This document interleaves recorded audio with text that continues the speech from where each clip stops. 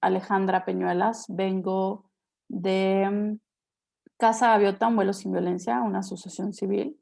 Yo soy psicóloga y licenciada en letras, que he procurado formarme en temas de perspectiva de género, atención a violencias y ¿no? Diversidades sexuales, temas que tienen que ver con esto. Y en Casa Gaviota somos una asociación civil que busca trabajar en pro de erradicar las violencias contra las mujeres en espacios familiar, laboral y social, ¿no?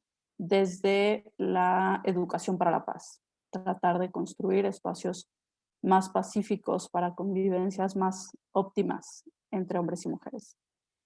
Y hoy les voy a hablar acerca de un taller que se llama Hombres y Mujeres Iguales o Diferentes, y yo prefiero que las personas pregunten. Entiendo que a lo mejor no podemos estar prendiendo el micrófono, pero tienen un chat por ahí en el que pueden participar y en algunos momentos, ¿no? Yo de pronto pregunto algunas cosas, pueden responderlas, o si tienen dudas, pueden hacerlas a través de ese espacio.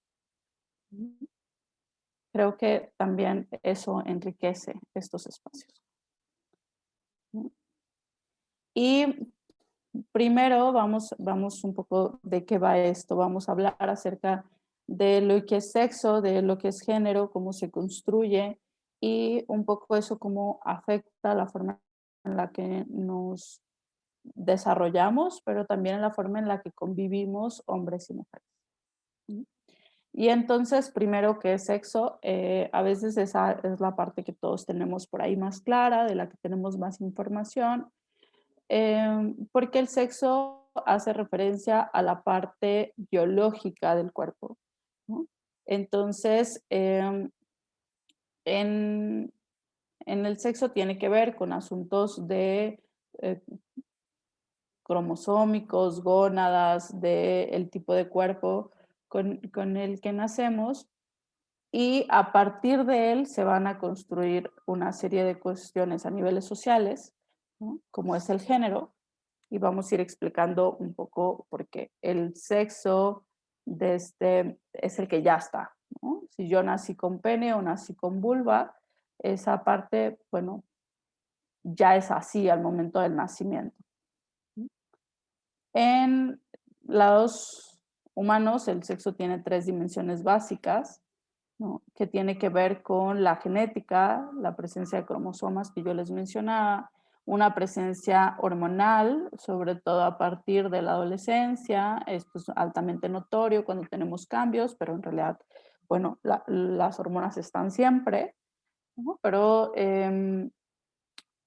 tanto los estrógenos como andrógenos, ¿no? La combinación de estos en las personas, y entonces eso nos da cierta fisionomía. Y la dimensión a nivel de gónadas, que tiene que ver con órganos reproductivos, tanto internos como externos, en hombres y mujeres, que ya conocemos, ¿no? O sea, el que los varones tengan pene y tengan testículos, y el que las mujeres tengan vulva y tengan ovarios, y el sexo permite, por lo tanto, la reproducción, ¿no? Y que las personas puedan tener hijos. Y en torno a eso, en el mundo, no nomás en nuestro país, sino en todos lados, se hacen construcciones de cómo deberíamos de comportarnos, de cómo deberíamos de ser, de las personas a partir de esto que está en la biología. Es decir, el que tengamos cierta genética cromosómica, el que tengamos ciertas hormonas y el que por lo tanto tengamos em, cuerpos con ciertas características reproductivas, se va a esperar de mí algunas cosas y no se esperan lo mismo dependiendo de si somos hombres o mujeres, ¿no? El sexo está en un nivel de ser hombre o ser mujer, ¿no? Y el género está en un nivel de masculino y femenino, que de pronto esas cosas se mezclan y las confundimos. Y entonces, por lo tanto, ¿qué es el género? El género es una construcción social, es decir, no tiene nada que ver con el cuerpo, no es algo que viene cargado genéticamente en nosotros, sino que las sociedades y las culturas, dependiendo de dónde estemos ubicados, dependiendo de la época histórica a la que pertenecemos, se hace una construcción del género. No es lo mismo ser mujer en este momento que ser mujer en 1800, ¿no? Por ejemplo. Entonces, a partir de esas condiciones hay valores, actitudes, expectativas sociales que se tienen mm, y que se le van a asignar a ese cuerpo.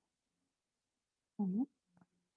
Cuando yo hablo de esto, de pronto suelo preguntar, ¿cuándo creen que empieza a formarse el género en las personas? Y lo cierto es que el género se empieza a construir antes de que una persona nazca. Si alguien se embaraza y ustedes van a un baby shower y dicen que ese baby shower es de niño, las personas van a dar ciertas cosas asociado con que ese embarazo sea de un varón y van a utilizar ciertos colores, se van a regalar ciertos juguetes, ¿no? Y entonces también se van a, vamos a suponer, se va a pintar un cuarto de cierto color y se van a escoger ciertos nombres, ¿no? Si nos dicen que ese bebé que viene en camino tiene pene, no van a poner nombres como Cristina, ¿no? Y entonces, a partir de ahí se empieza a formar esta construcción del género. Todos tenemos una perspectiva de género, por supuesto, interiorizada, porque es como nos relacionamos y nos vinculamos. Y entonces, las mujeres, los cuerpos que nacen con vulva, tienen un género femenino y los hombres, los cuerpos que nacen con pene, tienen un género masculino.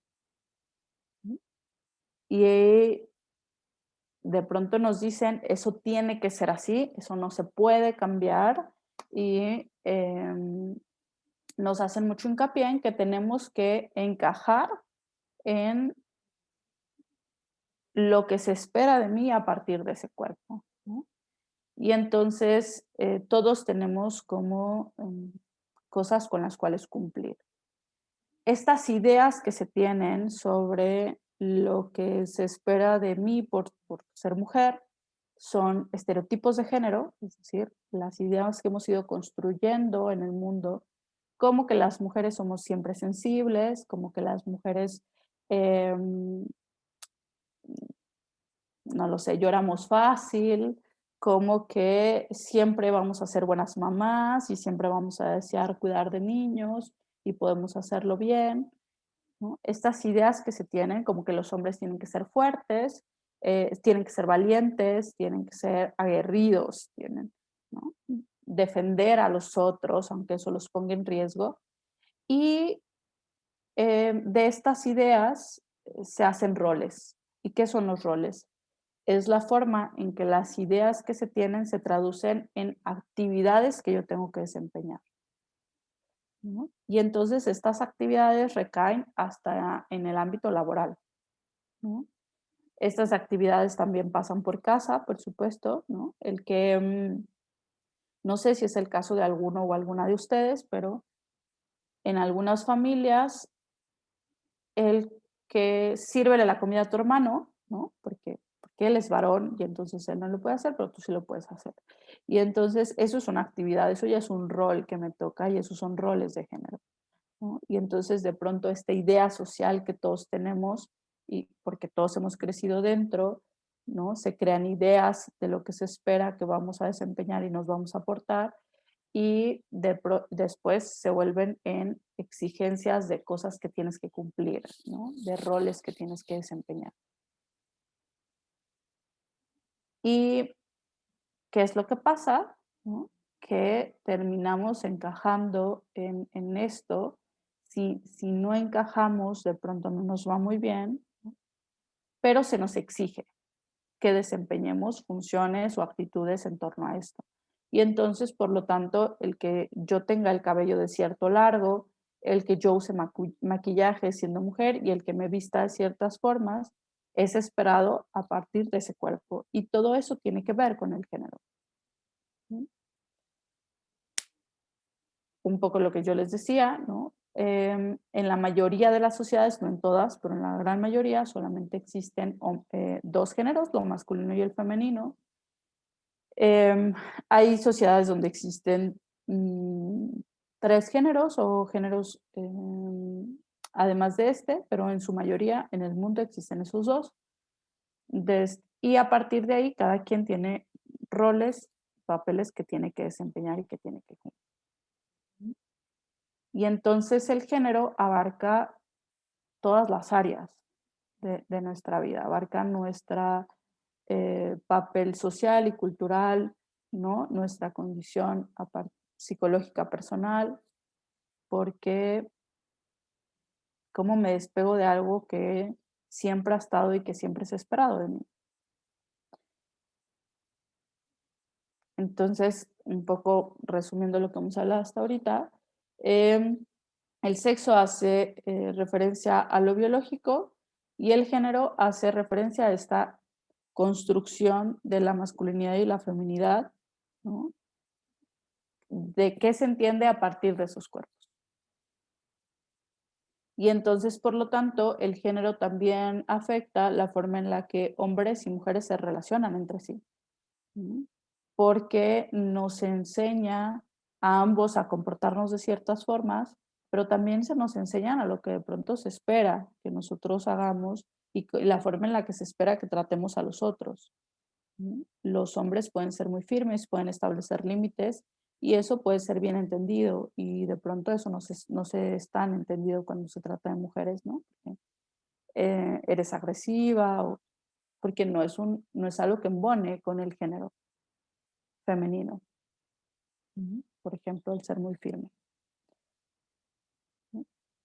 Y aquí es cuando yo sí quisiera que participaran. Nosotros solemos hacer esta pregunta: ¿cuándo te diste cuenta que eras hombre o que eras mujer? Yo sé que de pronto cuesta trabajo cuando uno intenta irse hacia atrás y decir, ahí me di cuenta, es difícil, ¿no? Pero si gustan, una o dos personas pueden abrir su micro, si no se sienten cómodos pueden escribirlo en el chat, pero sí quisiéramos porque eso nos sirve un poco para la conversación que estamos teniendo. ¿No? ¿Cómo se dieron cuenta? ¿Qué fue lo primero que recuerdan? De pronto hay gente que nos dice, me di cuenta cuando empecé a ir a la escuela y nos dividían, ¿no? O sea, como que ahí había una diferencia. O, no, es que yo era niño y mi hermana era niña y eso lo supe siempre. Un poco hacia allá tratamos de ir.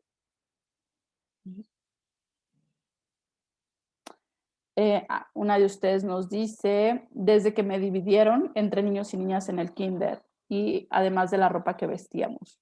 Okay, gracias, Rebeca.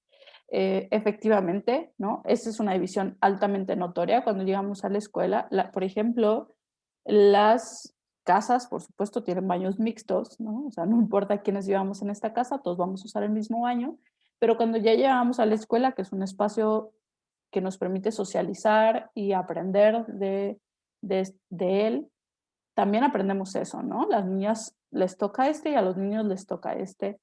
Y yo estoy poniendo de ejemplo los baños, pero en realidad hay muchas actividades donde se hacen distinciones, ¿no?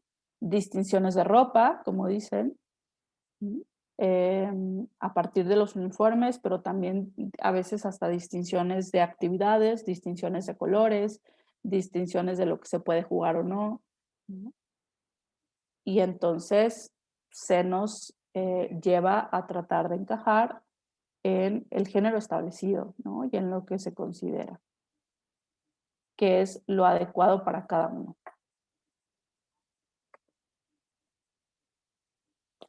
Y entonces, de pronto, algo que suele pasar es que las personas justifican la construcción del género en cuanto a las diferencias biológicas, ¿no? Es que es a partir de, ¿no? Los cuerpos que tenemos.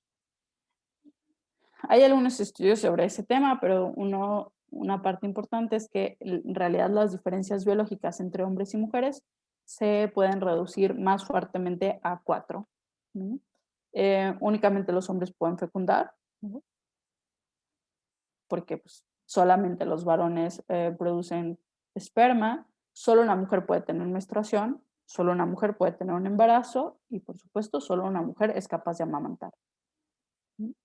Pero de pronto consideramos que nuestras diferencias biológicas son mucho más grandes y sí hay otras áreas donde de pronto se impacta, pero también no tienen que ver con otras condiciones que se nos han dicho que tiene que verse impactadas, ¿no? O sea, como el no puedo acceder a cierto color o no me puedo vestir de cierta forma, porque eso no le toca a los varones. No puedo desarrollarme en haciendo tal ejercicio o jugando tal deporte porque eso no le toca a las mujeres. Y entonces se utilizan explicaciones biologicistas para decir esto no se puede hacer, esto no lo tienes permitido hacer. ¿No? Es que no puedes jugar fútbol porque es muy rudo y las niñas se lastiman muy fácil. ¿No? O deberíamos dedicarnos a ciertas cosas. Y de pronto hay ciertas carreras, por ejemplo, cargadas en un área, y yo que estudié psicología, por ejemplo, es un área altamente cargada de mujeres, hay pocos varones en comparación y de pronto las ingenierías, pues casi no hay mujeres. Ujú.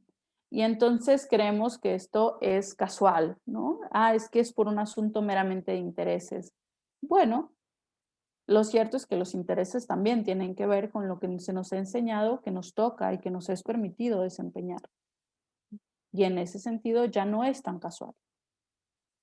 A partir de lo anterior, de estas diferencias del cuerpo que yo les planteaba, pues entonces también socialmente se hacen diferencias en cuanto a la sexualidad, como que la sexualidad de los varones es sencilla, es más libre, em, y se les niega otras expresiones como la parte emocional, ¿no? Se les relaciona mucho su sexualidad únicamente con práctica sexual o el ámbito sexual, pero no se les permite expresión de emociones, no se les permite espacios de vulnerabilidad, ¿no? Otras condiciones que tienen que ver con lo emocional, que también es relevante para los varones, simplemente no lo tienen permitido, ¿no? Y entonces con las mujeres pasa un poco lo contrario. Las mujeres tienen permitida la parte emotiva, ¿no? Incluso se considera como que siempre tenemos que ser emotivas, que todas las mujeres lo somos, que se es hasta irracional en pro del lado de la emoción y que hay otras áreas de nuestra vida donde va a estar descartada, ¿no? Como la parte de la sexualidad, de la práctica sexual o del placer sexual, esa parte como ya no entra, ya no es relevante o ya no se tiene permitido. ¿No? Y porque yo les decía que de pronto hay otras diferencias que se van em, basando en dándole explicaciones biológicas, pero que en realidad pueden tener más que ver en otro tipo de explicaciones. Em, de pronto las personas cuando hablamos de estas diferencias biológicas pueden decir un montón de cosas, ¿no? Por ejemplo, los varones tienen mejor manejo espacial, las mujeres tienen peor manejo espacial, y luego eso se convierte en un estereotipo de género y luego no se accede a ciertas condiciones.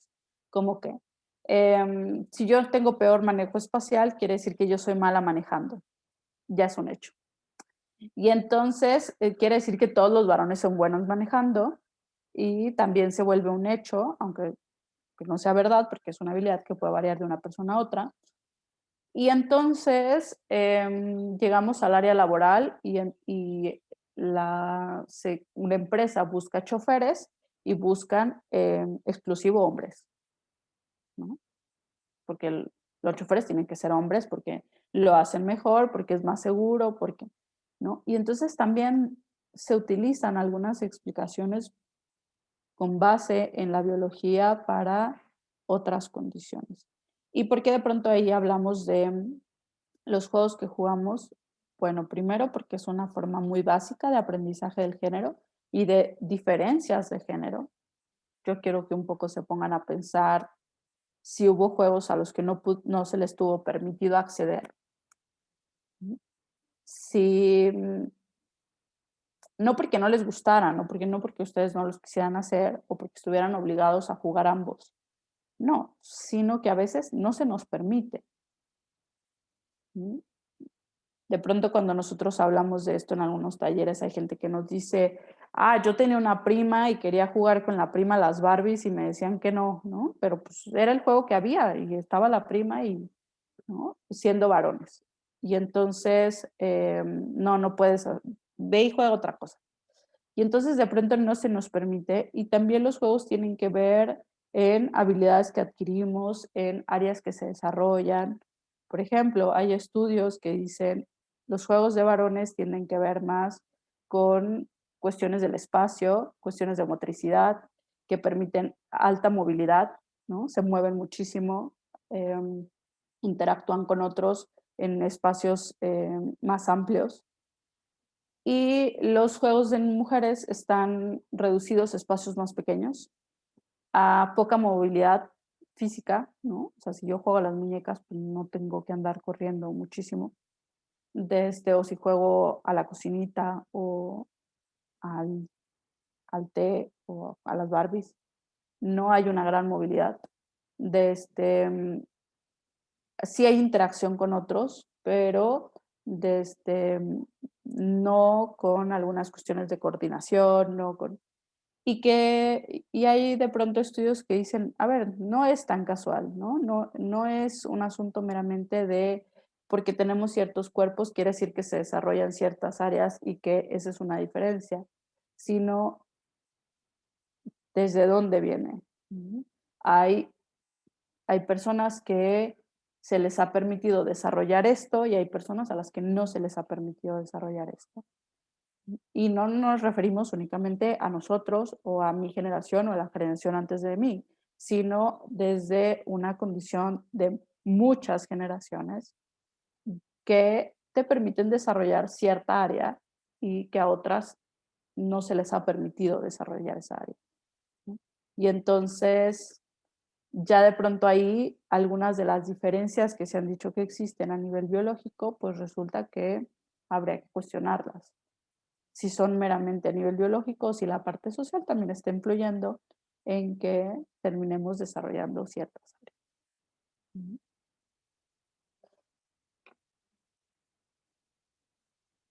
Y a partir de todas estas ideas, a partir de ese cuerpo con el que nací, ese género que se me asignó, ¿no? Eso que se espera de mí, eso que fui aprendiendo a jugar, que aprendí a socializar, mm, la sociedad espera que yo embone en un rol predeterminado, ¿no? Y entonces, del cual debo de tener ciertos intereses, debo portarme de ciertas formas. Estas imágenes no es que nosotros estemos o yo apoye la postura de estas dos, pero son muestras de la idea que se tiene de hombres y mujeres, ¿no? A lo mejor hasta caricaturizada y medio bromista, ambas, pero sí son ideas que se tienen de cómo debo de portarme si soy mujer o de cómo debo portarme si soy varón. ¿No? Y entonces, a partir de que yo encajo con una de estas dos y me reconozco como varón o como mujer, va a impactar en las expectativas o el plan de vida o las áreas en las que yo quiera vincularme y desarrollarme. ¿No? De pronto ahí, bueno, ¿y por qué hablamos de sentimientos básicos y de emociones hablando de género? Porque también esto em, se nos enseña que algunos los tenemos permitidos y algunos no los tenemos permitidos, dependiendo si eres mujer u hombre, ¿no? Yo un poco lo mencioné hace un momento, pero a las mujeres se nos permite tener mucha mayor expresiones de emociones, ¿no? Y entonces yo puedo tener miedo y sentirme vulnerable y estar alegre y mostrar amor, y mostrarme triste. Y a los varones, sobre todo, se les permite emociones como el enojo o la ira. Ujú. Ahora, yo no estoy diciendo en ningún momento que sean las únicas emociones que sienten, pero son emociones que tienen mucho más permitido mostrar. Ellos pueden mostrarse enojados o todas las formas que tengan que ver con esto, como furioso, ira, pero de pronto mostrarse como triste o con mucho miedo no le es tan permitido porque entonces choca con esta idea que se nos ha venido haciendo de lo que es ser hombre, ¿no?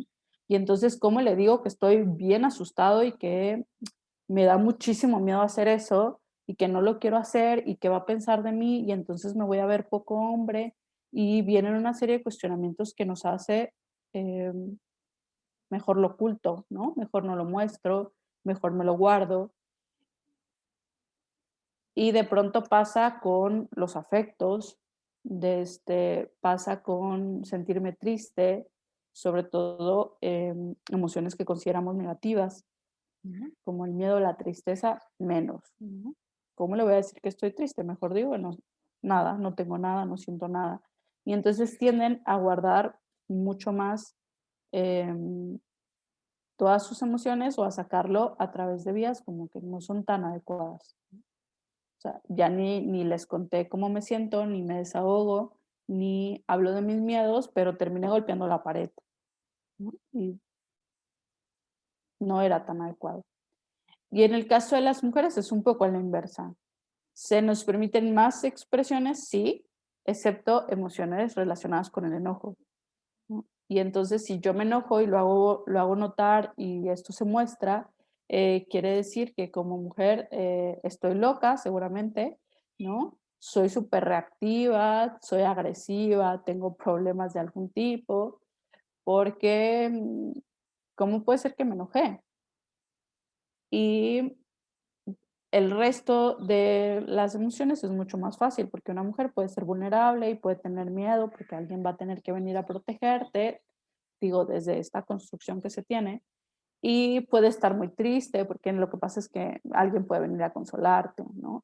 Claro que puedes demostrar afectos, incluso en ocasiones ellas tienen que hacer mayor demostración de afectos, em, porque la otra parte no lo hace en algunos espacios, como la familia.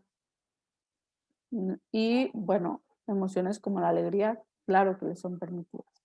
Ahora, yo no estoy diciendo que esto quiere decir que las mujeres nunca se enojan y que los hombres nunca están felices o tristes o con miedo. No, estamos hablando de lo que se espera de nosotros. Claro que los hombres sienten todo esto, igual que las mujeres, y claro que también hacen alusión a su alegría y claro que en espacios de confianza hacen alusión a su tristeza o a su miedo, ¿no?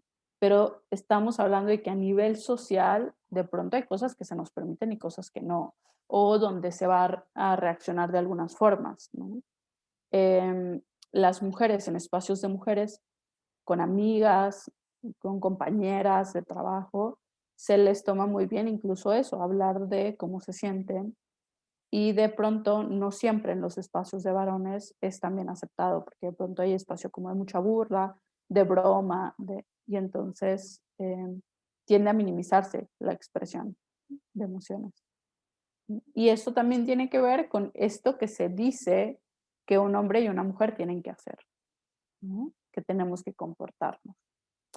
Y entonces, ¿qué es esto de la perspectiva de género? Que de pronto por ahí lo vimos mucho, de pronto la escuchamos mal, porque hay gente que van a escuchar cosas como la ideología de género, esto no nos vamos a meter ahí, no existe como tal, ¿no? Ha sido una mala interpretación de muchas cosas, pero la perspectiva de género, que sí existe, tiene que ver con esta visión que intenta explicar primero, cómo es que este género está construido socialmente, en qué consiste, pero también hace estudios, investigación, aporta metodologías para hacer modificaciones en torno a esto, ¿no? Es decir, intenta mostrar una visión analítica de la situación, de cómo es que esto se da, para poder hacer modificaciones, porque lo cierto es que ambas partes salimos perdiendo en esta construcción súper apegada al género, ¿no? Ahora, yo no estoy diciendo vamos a dejar de ser mujer y hombres y no, no, no, no, vamos a irnos explicando. Desde lo que busca es que no tenga que haber estar apegado completamente a un estereotipo que se tiene de mí y que por lo tanto eso no me permita acceder a ciertos espacios, acceder a ciertos derechos o no se me permita desarrollarme en áreas que me interesan, no se me permita vestirme de un color que quiero, ¿no? A partir de esto. Entonces, ¿por qué la perspectiva de género es importante? Porque te va a permitir observar las cuestiones que se han vuelto desigualdades sociales. Ujú. Que hay una diferencia en el trato, que hay una diferencia a lo que tenemos acceso. Y entonces te permite ver eso, ¿no? Notar esas diferencias y construir otras soluciones u otras condiciones a nivel social. Y entonces, ¿por qué hablamos de que esto se vuelve cuestiones de desigualdad? Bueno, ¿qué es el trabajo no remunerado? Hay un trabajo remunerado, que es el que accedemos a partir de ir a postularme, tener un empleo, y me pagan por hacer ese trabajo, ¿no? Y hay un trabajo no remunerado. ¿Y qué es esto del trabajo no remunerado? Es todo lo que se desempeña como labores domésticas, labores de cuidado y labores de crianza. Son esas tres. ¿Por qué desgloso labores de cuidado y labores de crianza y no lo meto dentro de una misma categoría? Porque no necesariamente van de la mano.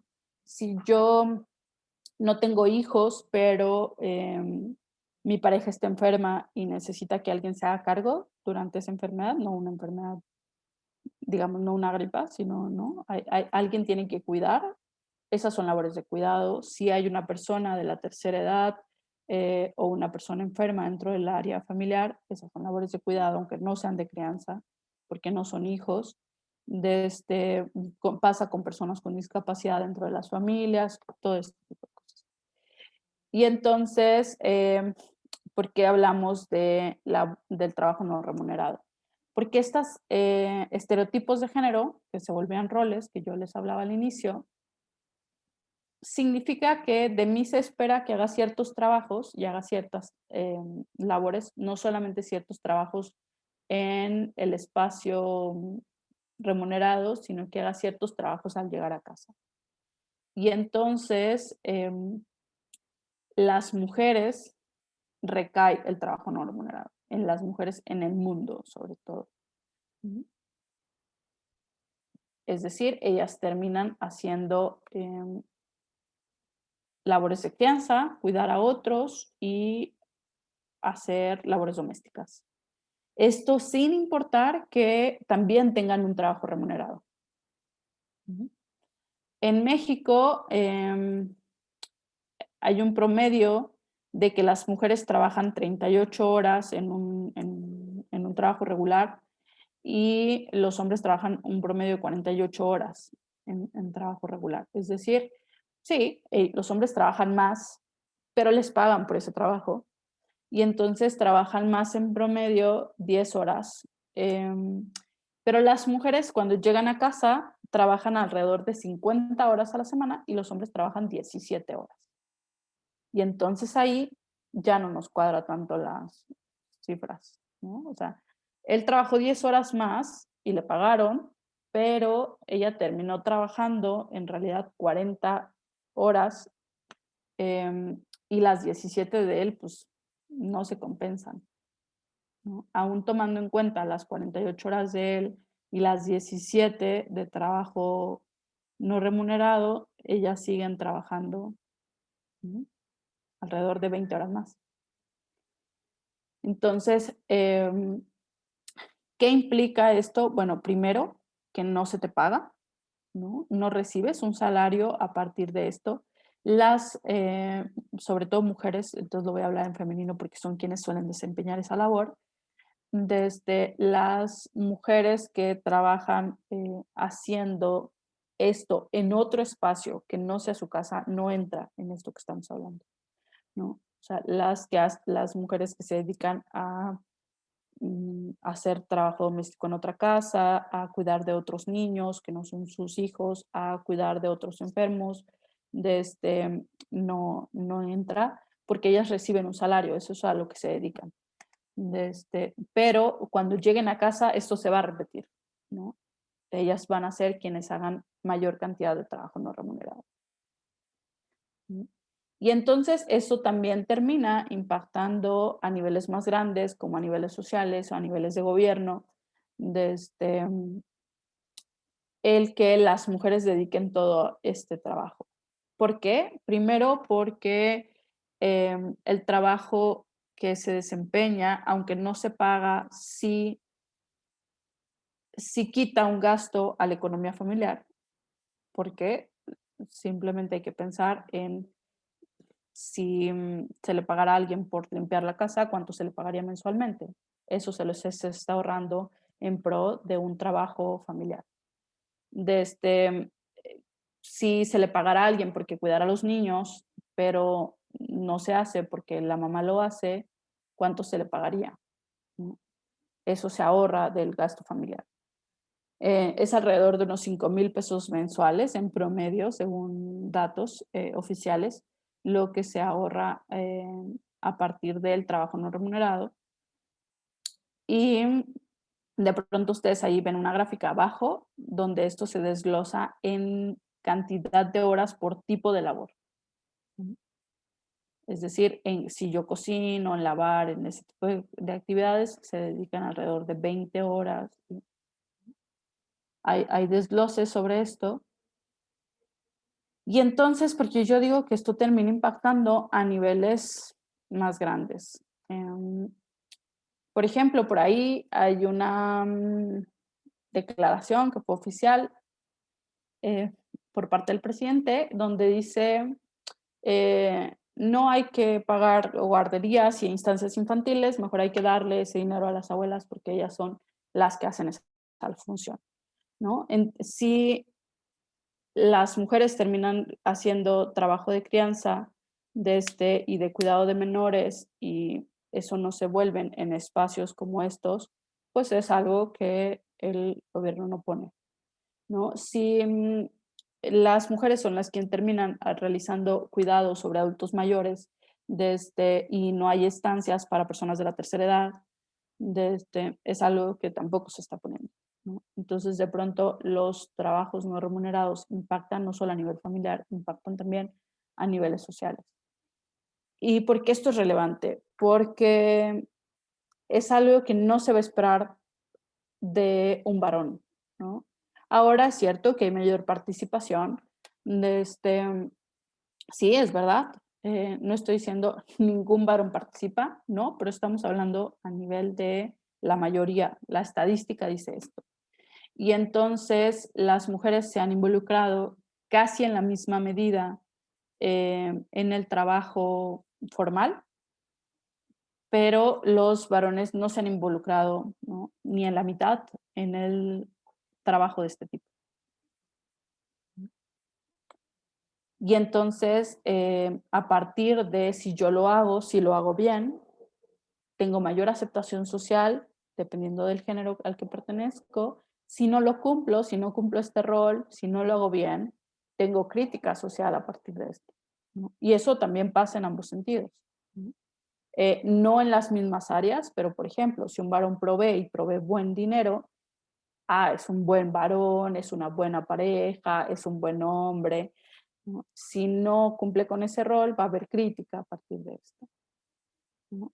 Es que no tiene un buen trabajo, es que ¿por qué no gana más? ¿Cómo que tú ganas más que él? O sea, hay tanto aceptación como crítica dependiendo si encajamos o no en el estereotipo, ¿no? En lo que se espera que cumplamos. ¿Y por qué de pronto las personas dicen es que la perspectiva de género es solo para mujeres y entonces los varones no tienen cabida ahí? Lo cierto es que no, la perspectiva de género busca decir, esto es lo que está pasando, esta es la diferencia que hay entre hombres y mujeres, donde en esa diferencia las mujeres suelen tener pérdidas más grandes, sí, pero eso no quiere decir que los varones no tengan otras pérdidas. Y entonces, ¿en qué se traduce esto de los costos de la masculinidad hegemónica que ven ahí? ¿Qué es la masculinidad hegemónica? Es la idea general que se tiene de lo que debe ser la masculinidad. Es decir, voy a plantearlo así, lo que se espera de ser hombre, ¿no? Un hombre, ¿quién es? Y de pronto ustedes piensen, si tuviera que poner una imagen de lo que es ser hombre, ¿quién escogerían? ¿No? Y de pronto va a haber muchos tipos de hombre, pero va a haber cierta idea de lo que se espera de esos varones. Si utilizamos, no sé, una idea muy mexicana, va a haber ciertas condiciones. Entonces, nosotros de pronto cuando hablamos de estas cosas, de pronto ponemos imágenes, ¿no? Pedro Infante, o sea, hombres que hacen cierta demostración de masculinidad. Eso es la masculinidad hegemónica, no digo que los hombres de ahora quieran ser como él, no, pero sí hay una idea generalizada de lo que sería ser varón, de cómo se comportan los varones, de lo que se espera de ellos. Por ejemplo, la masculinidad hegemónica está muy basada en temas de poder, de estatus, de dominio, de control, y entonces estas formas de control y dominio y de poder están basadas en otros hombres y en mujeres, ¿no? Entre más hombre seas, más poder tienes y más demostración de poder puedes hacer. Y entonces esto se convierte en exigencias que se les ponen a los hombres también para cumplir, que pueden volverse situaciones negativas importantes. Se vuelven riesgos incluso de vida. Ustedes abajo ven una gráfica, es una gráfica oficial que habla acerca de los homicidios en México, ¿no? El lilita es la cantidad de homicidios de mujeres en el país y el naranja es la cantidad de homicidios de varones en el país. Y la línea negra es como la tasa promedio. Entonces, esa es la gran diferencia. ¿Y por qué hablamos de que la masculinidad hegemónica puede llevar a costos como de temas de homicidio? Porque en la demostración de masculinidad, en la demostración de valentía, en la demostración de ser fuertes, pueden llegar a ponerse en mayor riesgo. Desde, que puede traducirse en situaciones como esta. Que si veo una pelea, un hombre puede atreverse a intervenir, si me están asaltando, puede atreverse a resistirse a ese asalto, desde temas como estos hasta temas de quién, quién puede involucrarse en actividades delictivas a partir de demostración de masculinidad, a partir de obtener poder, a partir de obtener estatus. Entonces, hay una serie de condiciones que debido a esto pueden ponerlos en riesgo y se traducen en riesgos reales. Por ejemplo, víctimas de muerte por género del conductor presunto responsable en México. Esas son gráficas sobre accidentes de tránsito. En el que ven el presunto responsable en cuanto si fueron hombres o mujeres, en la mayoría fueron hombres, un 70%. Yo hace rato les hablaba acerca de algunas explicaciones biológicas, como los hombres siempre tienen mejor manejo espacial, se traducen a cosas como tú no tienes un buen manejo espacial, tú no puedes manejar bien, y entonces se vuelven incluso dichos y bromas, ¿no? Alguien, si una chica va manejando, de pronto alguien dice, claro, tenías que ser mujer, ¿no? Si se equivoca. Eso es como muy usado. Y es una frase que no usarían si es varón.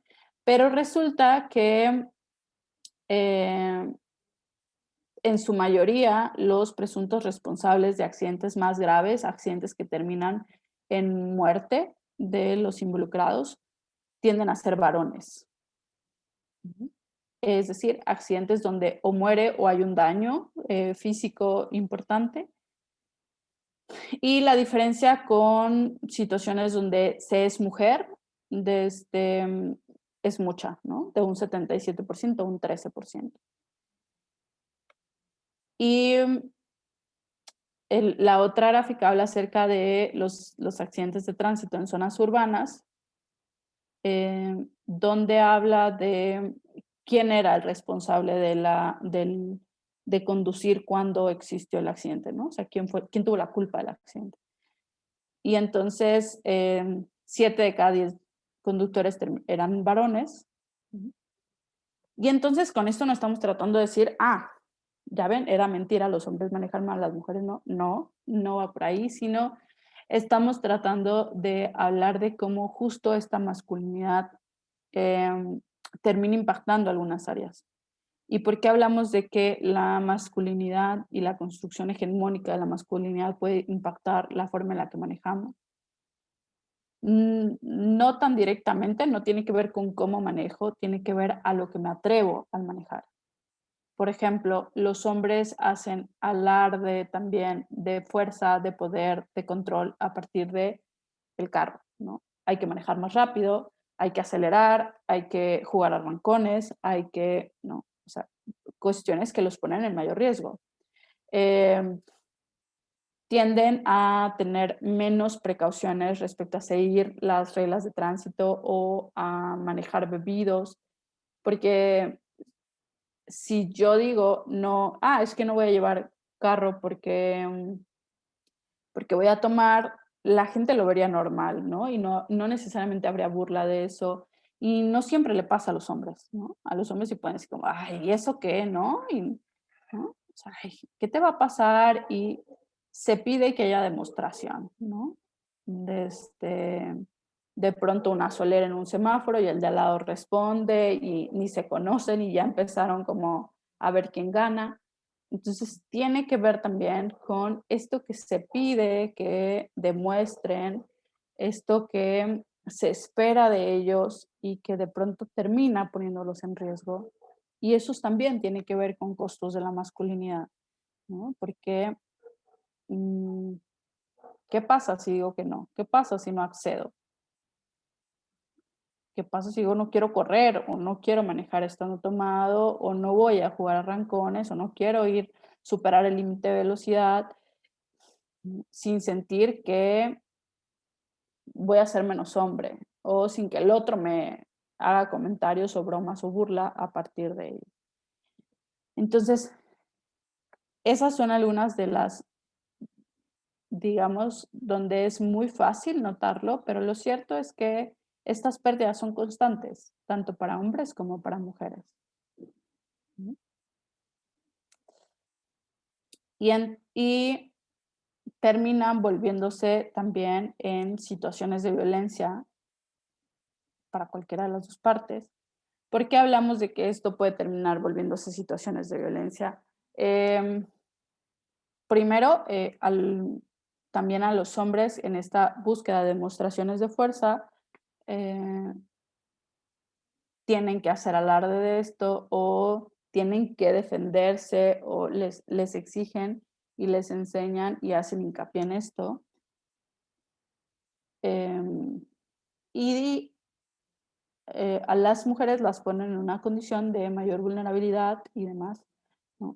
Pero también en esta falta de demostraciones de algunos afectos, en esto de no puedo demostrar algunas emociones porque no me está permitido, y la ira sí me está permitido, sí es algo que puedo sacar, ¿no? Y hay otras cosas que no puedo demostrar. ¿Y por qué decimos que todo esto viene e impacta en el área de trabajo, ¿no? Un ejemplo que yo suelo poner es, a ver, hacer el café en la oficina no tiene nada de malo. Y hacer el café a nadie nos va a afectar, ni te hace más ni menos persona. Y hay trabajos en los cuales eso puede estar como parte de mis funciones que tengo que desempeñar. yo tengo que hacer el trabajo porque me dedico al área de catering, porque trabajo en una cafetería, pero estamos hablando de una oficina, ¿no? Y entonces, si hay 10 gerentes en esa oficina y solo una es mujer, y de pronto me dicen, ¿puedes hacer el café para esta reunión? Yo puedo hacerlo y no pasa nada, ¿no? Y no me va a impactar seriamente. Pero si después me doy cuenta que yo termino haciendo esa función en todas las reuniones que haya, y entonces que ninguno de mis compañeros se le pide y solo a mí se me pide, ¿no? Que tenemos el mismo puesto, que tenemos las mismas funciones, que esa no es una función de ninguno de nosotros y que no es un asunto de, bueno, nos rotamos y claro que yo puedo hacerlo hoy y tú lo haces otro día, sino que eso se espera que yo lo desempeñe porque soy la única mujer del grupo. Es una forma en la cual los estereotipos de género vienen y repercuten. Ujú. Vienen y repercuten en que eh, suelen ser los varones los que acceden a puestos más altos dentro de las empresas o puestos de mayor poder, y eso es comprobable, solamente el 4% de los CEO en México son mujeres. Desde, y eso tiene que ver con esto, ¿no? ¿Por qué? Porque hablando de trabajo no remunerado, ¿no? Lo que yo les mencionaba hace un momento, si hay un hombre y una mujer en el mismo puesto y los dos pueden acceder a una promoción, pero la mujer es quien va a recoger a los hijos a la escuela, es que cuando se enfermaron, ella es quien me pide permiso. Él también tiene hijos, pero él no me pide permiso. Y entonces, ¿quién es más probable que suba de puesto? Y es más probable que suba él. Y eso también viene y repercute, obviamente, a términos laborales, ¿no? El que siga habiendo estas condiciones de desigualdad en el ámbito familiar, porque además, ¿quién trabaja las 38 horas más las 50 horas a la semana y se desempeña igual? ¿No? No se va a poder. Y entonces, si mi compañero pues también trabaja las mismas 38 horas, pero él no trabaja las otras 50 cuando llega a casa, obviamente su desempeño va a ser otro. Y no estamos tratando de decir, él no tiene que subir o siempre tiene que subir una mujer. No, estamos tratando de decir qué es lo que hace que las personas suban. ¿No? Por poner un ejemplo, cuando hablamos de ascensos. O qué es lo que hace que tome en cuenta para que alguien no suba. Porque cuando hacemos una entrevista de trabajo a mujeres, incluimos cosas como, ¿tienes hijos? ¿Tienes planes de tener hijos? ¿Tus hijos son muy chicos? Porque tiene que ver con estereotipos de género y con roles de género que se esperan de esas personas. Y en las entrevistas de trabajos de varones no suele ser algo que se pregunte.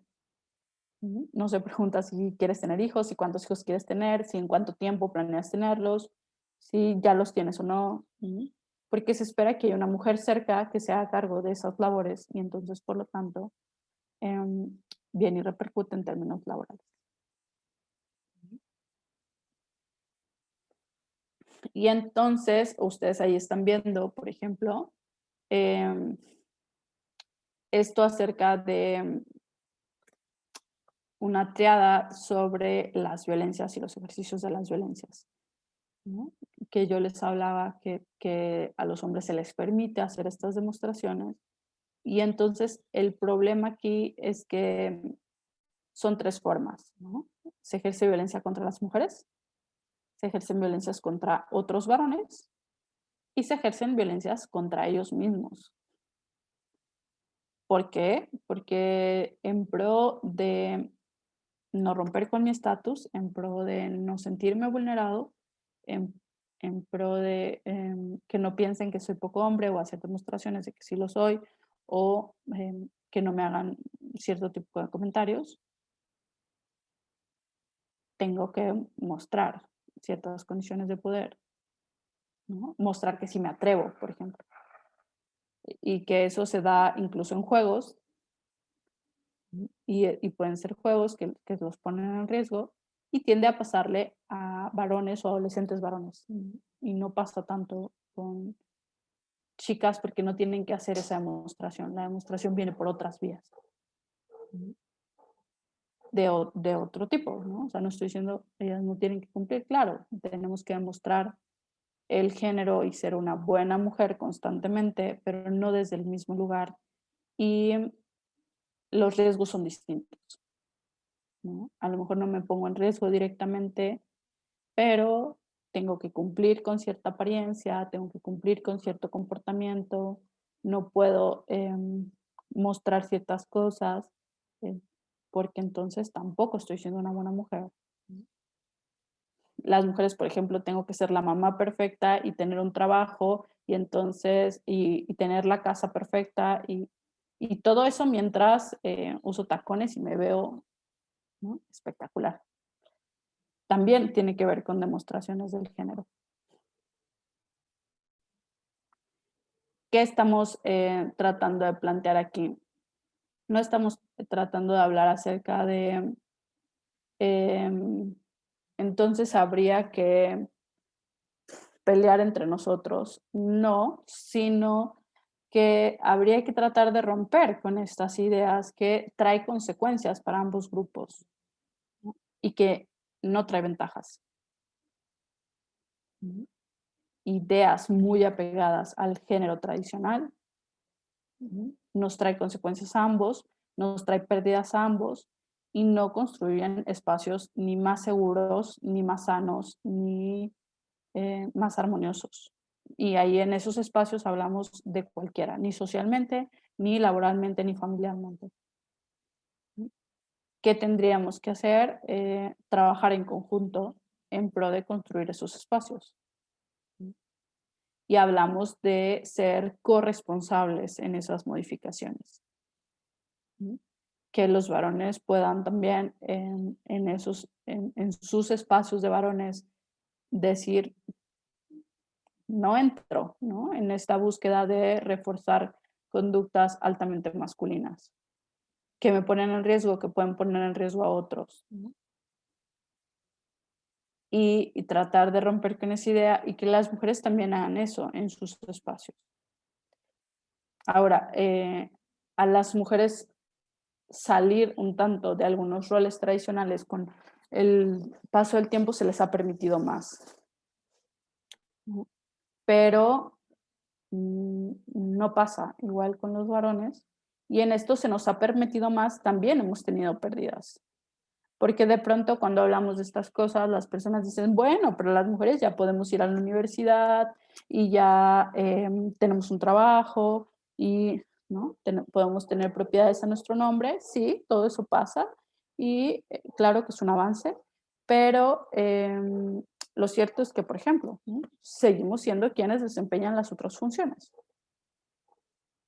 Y entonces ahí también hay pérdidas, hay sobrecarga. ¿Quién está abrumada? ¿Quién ya no puede? ¿Quién? ¿No? Y entonces, ¿cómo es una forma de corresponsabilizarnos? Pues tratar de asumir que no le toca únicamente a ella, ¿no? Y en los espacios laborales también pasa. Tratar de asumir que si somos gerentes los 10, pues a Laura no le toca hacer el café todas las veces. ¿No? Y que si lo considero así, tiene que ver con, porque lo he construido socialmente, tiene que ver con que es mujer, no con que es su función. Y entonces, esto de pronto bien impacta para las personas que se dedican a áreas de, no lo sé, como de recursos humanos, también bien impacta en qué personas pedimos para qué puestos, qué, qué personas no queremos que se desempeñen tal, porque entonces no lo va a hacer bien. Y ver si esto es cierto o tiene que ver con construcciones del género, con ideas que se tienen de para lo que somos buenos hombres y mujeres y que no tiene que ver en realidad para lo que es bueno tal persona en específico. Ujú. Y entonces, por lo tanto, somos mucho más fuertes trabajando en conjunto para tratar de hacer estas modificaciones, celebrando la diversidad, es decir, la diferencia que tenemos entre todos y tratando de romper estas condiciones que generan injusticia. A mí me gusta dejar un tiempo por si hay dudas, por si hay comentarios, por si hay experiencias que quieran compartir.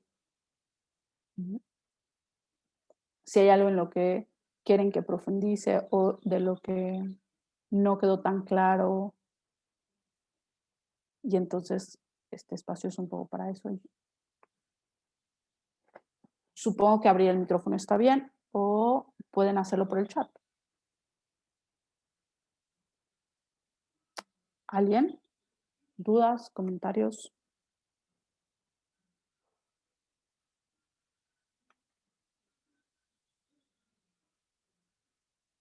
Chicas, chicos. Ok. Gracias, Kevin. No sé el resto de ustedes.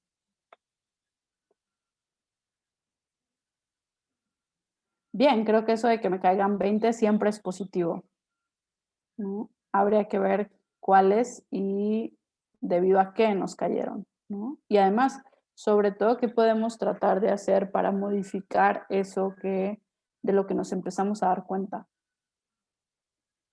¿No? ¿Qué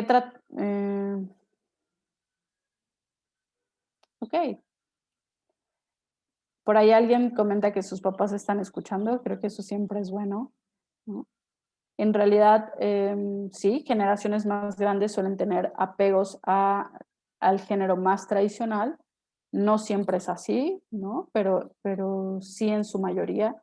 Y ahora las generaciones más jóvenes tienden a cuestionar más esta construcción, más a qué tenemos permitido, más a no necesariamente me tiene que gustar el rosa por ser mujer o vestirme de tal forma por ser mujer o me tengo que maquillar todo el tiempo, pero de pronto sí estamos buscando que esos cuestionamientos no se queden a ese nivel únicamente de me puede gustar el fútbol o a los hombres les puede gustar el ballet, sino también a cómo eso se genera en relaciones entre las personas, en cómo a partir de ahí se esperan cosas o no que desempeñemos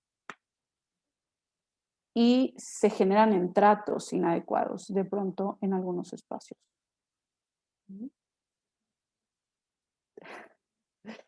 Bien, me alegra.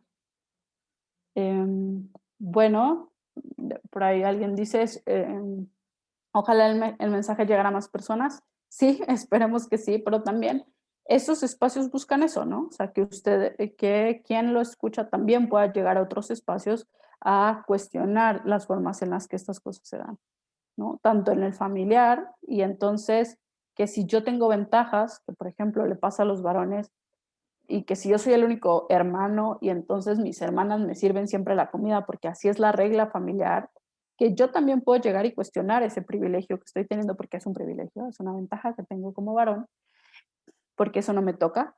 Y entonces llegar y decir, a ver, ¿no? No pasa nada si yo me sirvo, porque no pasa nada. Y eso no va a afectarme a mí, ni va a afectar el varón que soy, ¿no? Y sí puede empezar a hacer un cambio a nivel familiar. Mm. Ok, bien. Gracias, Rebeca. Efectivamente, todos terminamos reforzando estas condiciones en algunos momentos, ¿no? Todas las personas. Entonces, esto es algo que de pronto habría que cuestionar constantemente, ¿no? Porque todos estamos construidos desde una idea de género tradicional. Hay quienes hemos tenido a lo mejor unas creencias con mayor apertura, que se nos permitieron algunas cosas, pero de pronto llegábamos a la escuela y sabíamos que a nuestros compañeritos no se les permitían, ¿no? O de pronto convivíamos en otros espacios también de la misma familia donde ya ahí sí había más restricciones, ¿no? A lo mejor mi mamá no era tan apegada a los roles de género tradicionales, pero llegaba con la abuela y la abuela sí. Y entonces todos los tenemos interiorizados, no hay nadie que nos salvemos de esto, pero sí eso, ¿no? Cuestionar cuándo los refuerzo y de qué manera. Alejandra, yo tenía una pregunta. Ujú. Nosotros pues en este momento ya estamos entrando en contacto con toda la información que nos das y que a mí también me cayeron muchos veintes, pero mi pregunta es, ¿cómo actuar o cómo reaccionar cuando detectamos que otra persona está como tan encasillada en estos roles de género? ¿Hay alguna recomendación que pudieras darnos como si nosotros ya identificamos estos comportamientos, cómo podríamos reaccionar o a lo mejor acercarnos a esta persona para hablar? No sé cómo, ¿qué recomiendas? Sí, gracias. Creo que depende mucho de quién sea. En algunos momentos, cuando es alguien de la familia, por ejemplo, que de pronto es donde más nos tienden a preguntar, oye, yo ya lo estoy cuestionando, pero llego a mi casa y mis papás o la familia lo tiene súper convencional. Em, lo podemos cuestionar desde las modificaciones que ya existen, ¿no? O sea, como, a ver, ¿a ti te habría gustado que esto fuera distinto? ¿O qué implica que esto no se dé? Eh, o a ver, ya sabes que esto es así, que está bien y que no pasa nada si, no lo sé, si mi papá cocina, ¿no? Entonces tampoco pasa nada si yo decido jugar fútbol. Estoy poniendo un ejemplo como muy exagerado, o sea, muy, muy, muy tradicional, pero se puede hacer desde ahí. Hay otros espacios donde es más complicado, por ejemplo, el espacio laboral. Eh, yo puedo llegar a decirle a mi papá, no estoy de acuerdo con lo que estás diciendo, pero en algunos espacios, pero no puedo llegar a decirle eso a mi jefe, como, mira, lo que estás diciendo es machista y conservador. Y de pronto ahí es más difícil. Siempre hay que tratar de comunicarnos desde la asertividad, eso creo que es importante, no desde los enojos, porque de pronto eso también no favorece y no queremos que esto se vuelva otros espacios de discusión y de violencia, sino un espacio de cuestionamiento y de tratar de romper lo tradicional. Creo que en espacios así tendrías que plantear tu posición, ¿no? A mí eso no me da risa, por ejemplo. O yo no estoy de acuerdo. ¿No? O, a ver, em, tal persona también es ingeniero y es ingeniera y hace el trabajo igual de bien, ¿no? O sea, no creo que tenga que ser un hombre el que tenga que desempeñar esa labor. ¿Por qué hablo de decir, a mí eso no me causa risa? Porque de pronto en los espacios laborales eso pasa, ¿no? O sea, ya hicieron un chiste que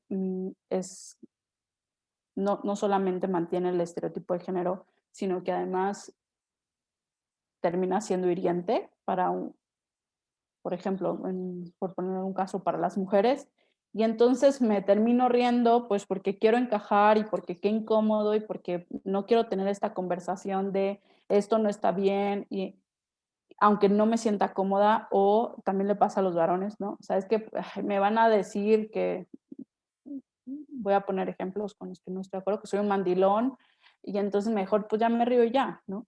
Y entonces plantear tu posicionamiento también es relevante. Al menos eso va a mostrar no solamente a la persona que está haciendo el chiste, sino a las personas a mi alrededor que hay cosas en las que yo no voy a estar de acuerdo y que a lo mejor yo puedo ser un espacio seguro para algunas condiciones, que me podrían llegar a contar algo que puede ser relevante, ¿no? Entonces, yo creo que eso ya es posicionarse, yo creo que eso ya genera un cambio, que las personas empiecen a darse cuenta de esto no está bien y eso en estos espacios no es aceptable, es relevante. Por ejemplo, cuando hablamos un nivel más alto, el que las instituciones se posicionen y digan esto no está bien y esto no es permitido, también hace que la situación y el clima dentro de la organización no se den ciertas cosas, ¿no? Pero si no tengo una posición así, si yo no controlo eso, pero sí tengo una participación en mi entorno, creo que el que te posiciones y digas, oye, pero a ver, ¿no? Eso no necesariamente es verdad, o ahora yo sé esto, o yo creo que esa es una idea antigua y tradicional, y ya empieza a generar un cambio, al menos va a generar una incomodidad. Y si está generando una incomodidad es porque hay alguien que no se está adaptando a la idea tradicional. Espero haya quedado más claro y te pueda servir. No sé si hay Muchas alguien más gracias. No, gracias a ti. No sé si alguien más de ustedes tenga una duda o cómo lo llevo a otros espacios o de alguna de las cosas que hablé. Bien, de no ser así, chicas y chicos, de mi parte sería todo. Recordamos algunas de los servicios con los que contamos y nosotros nos especializamos sobre todo en atender a mujeres que viven en situaciones de violencia, aunque hacemos algunas otras cosas. Siempre espero que nadie conozca a alguien, porque espero que menos mujeres estén en esa situación, pero si alguien de ustedes puede llegar a necesitarnos o conocen a alguien que lo necesite, ahí está nuestro contacto.